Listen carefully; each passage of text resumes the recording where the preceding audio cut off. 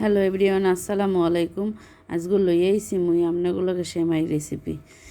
প্রথমে আমি আরং দুধ নিলাম 1 কেজি। এইটারে আমি ডাইলে নিছি পাতিলের মধ্যে। আসলে দুধটা এখনও বরফ, সব গলে নেয়, তাই পাতিলের মধ্যে আমি দুধটা পুরাই দিয়ে দিলাম অল্প জাল দিয়ে। এখন আমি দিয়ে দিতেছি এর মধ্যে গরম মশলা, 4টা এলাচি আর 4 টুকরো দারচিনি, 2টা তেজপাতা দিয়ে আমি এখন অল্প জালে দুধটা আস্তে আস্তে নাড়াচাড়া করে দুধটা জাল করব। এর মধ্যে আমি কিন্তু অল্প একটু পানিও মিশাইছি এটার মধ্যে, সামান্য অল্প পরিমাণ দুধটা। এখন আমি এটার মধ্যে দিয়ে দিব 2 চামচ পরিমাণ চিনি। দুধের মধ্যে চিনি বড় চামচ দিয়ে 2 চামচ চিনি দিয়ে দিয়েছি। আপনারা আপনাকে স্বাদ মতো দেবেন। এর মধ্যে আপনারা যেই পরিমাণ সেমাই রানবেন সেই পরিমাণ স্বাদ মতো আপনারা যে যেরকম চিনি খান এরকম দেবেন। আমরা চিনি কম খাই তাই কম দিছি। আমার সেমাইগুলো একটা বাটির মধ্যে আমার সেমাইটা দিয়ে দিছি। এটা লাচ্ছা সেমাই।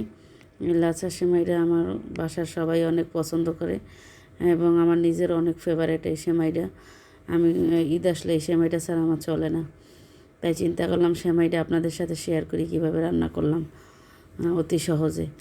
আমরা এই সেমাইতে আবার কাঠবাদাম, কাজু বাদাম, কিশমিশ এসব কিছুই আমার হাজব্যান্ড পছন্দ করে না, তাই দেই না। আমি নিজে খাই অবশ্য। আমি যখন খাই তখন একটু দিয়ে নিই এটার মধ্যে, কিন্তু প্রথম রান্না করার সময় ওগুলো আমি দিতে পারি না, কারণ ঘরের কেউ এগুলো খায় না। কাঠবাদাম টাদাম এসব কেউ খায় না। এখন আমার দুধটা জাল করা হয়ে গেছে। আমি যে মশলাগুলো দিয়েছিলাম এগুলো সব উঠাই নিছি, এক এক করে সবগুলো মশলা উঠাই ফেলাইতেছি। যারা আমার চ্যানেলটি দেখেন যারা ভালো লাগলে আমার চ্যানেলটি লাইক, কমেন্ট, শেয়ার দেন এবং পরবর্তী ভিডিও পাওয়ার জন্য আমার চ্যানেলটি সাবস্ক্রাইব করে রাখেন।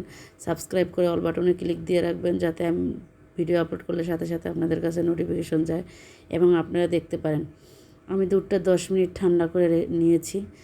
ঠান্ডা করার পর তারপরে আমি দুধটা দিয়ে দিলাম, কারণ গরম দিলে সেমাইটা ফুলে ওঠে এবং খেতে তেমন একটা ভালো লাগে না, সেমাইটা গলে যায়। এই দিয়ে দিলাম আমার দুধ। এখন দেখেন আমার সেমাইটা কেমন হয়েছে। অনেক ইয়ামি হয়েছিল সেমাইটা। খেয়ে জানাবেন।